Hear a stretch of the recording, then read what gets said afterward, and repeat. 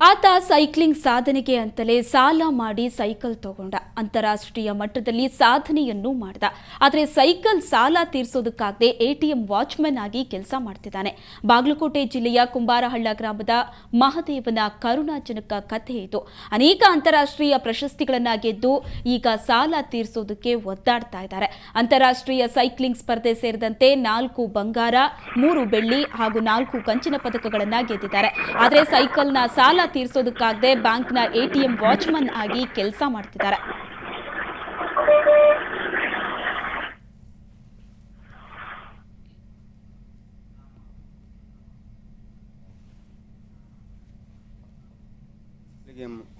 ಒಂದು ಟೈರ್ ಹಾಕ್ಬಾರೆ ಒಂದು 5000 ಆಗುತ್ತೆ. ಆದರೆ ಇಂಥ ಬಡತನದಲ್ಲಿ ನಾವು ಸಾಧನೆ ಮಾಡಿದ್ರು ಗೌರ್ಮೆಂಟಿಂದ ಯಾವುದೇ ರೀತಿ ಸಹಾಯ ಸೌಲಭ್ಯ ಆಗಿಲ್ಲ.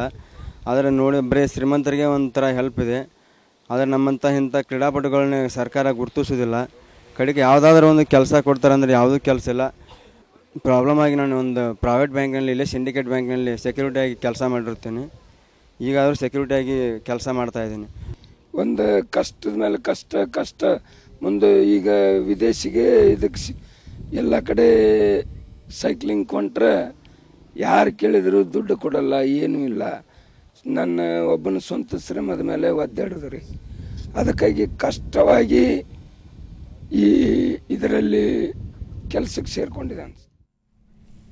ಈ ಬಗ್ಗೆ ಹೆಚ್ಚಿನ ಮಾಹಿತಿಯನ್ನು ಪಡೆಯೋಣ. ನಮ್ಮ ಪ್ರತಿನಿಧಿ ಮಲ್ಲಿಕಾರ್ಜುನ್ ಈಗ ನಮ್ಮೊಂದಿಗೆ ದೂರವಾಣಿ ಸಂಪರ್ಕದಲ್ಲಿದ್ದಾರೆ. ಮಲ್ಲಿಕಾರ್ಜುನ್, ಬಡತನದಲ್ಲೂ ಕೂಡ ಇಂಥ ಸಾಧನೆ ಮಾಡಿದ ಬಾಗಲಕೋಟೆ ಯುವಕನ ಈಗಿನ ಪರಿಸ್ಥಿತಿಯನ್ನ ನೋಡ್ತಾ ಇದ್ರೆ ನಿಜಕ್ಕೂ ಬೇಜಾರಾಗುತ್ತೆ. ಸರ್ಕಾರ ಆಗಲಿ ಯಾವುದೇ ಸಂಘ ಸಂಸ್ಥೆಗಳಾಗಲಿ ಇದ್ರ ಬಗ್ಗೆ ತಲೆ ಕೆಡಿಸ್ಕೊಂಡಿಲ್ವಾ, ಅಥವಾ ಇವ್ರ ಸಹಾಯಕ್ಕಾಗಿ ಯಾರ ಮೊರೆ ಹೋಗಿರ್ಲಿಲ್ವಾ, ಹೇಗೆ?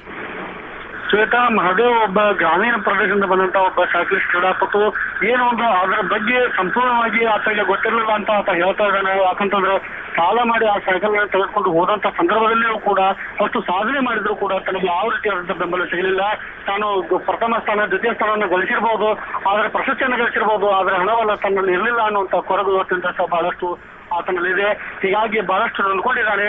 ಊರಲ್ಲಿ ತೆಗೆದುಕೊಂಡಿರ್ತಕ್ಕಂಥ ಸಾಲವನ್ನು ತೀರಿಸಲಿಕ್ಕೆ ಇವತ್ತಿನ ದಿವಸ ಬ್ಯಾಂಕ್ ಅಂದ್ರೆ ಎಟಿಎಂ ನಲ್ಲಿ ಒಂದು ಕೆಲಸ ಮಾಡುವಂತ ಒಂದು ವಾಚ್ಮನ್ ಆಗಿ ಕೆಲಸವನ್ನು ಮಾಡ್ತಾ ಇದ್ದಾನೆ. ಹೀಗಾಗಿ ಬಹಳಷ್ಟು ಅದರ ಬಗ್ಗೆ ನೊಂದು ಹೋಗಿದ್ದಾನೆ.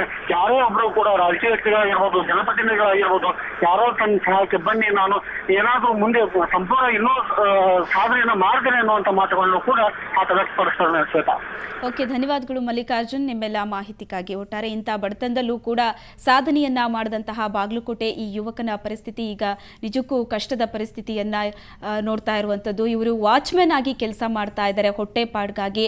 ಬಡತನದಲ್ಲೂ ಕೂಡ ಹೇಗೋ ದುಡ್ಡನ್ನ ಕೂಡ ಹಾಕಿ ವಿದೇಶಕ್ಕೂ ಹೋಗಿ ಸಾಧನೆಯನ್ನ ಮಾಡಿದಂತಹ ಇಂಥ ಯುವಕರನ್ನ ನಿಜಕ್ಕೂ ನಮ್ಮ ಸರ್ಕಾರ ಪ್ರೋತ್ಸಾಹಿಸಬೇಕು. ಯಾಕಂದ್ರೆ ಇಂಥವರು ಬೇರೆಯವರಿಗೂ ಕೂಡ ಸ್ಫೂರ್ತಿಯಾಗ್ತಾರೆ.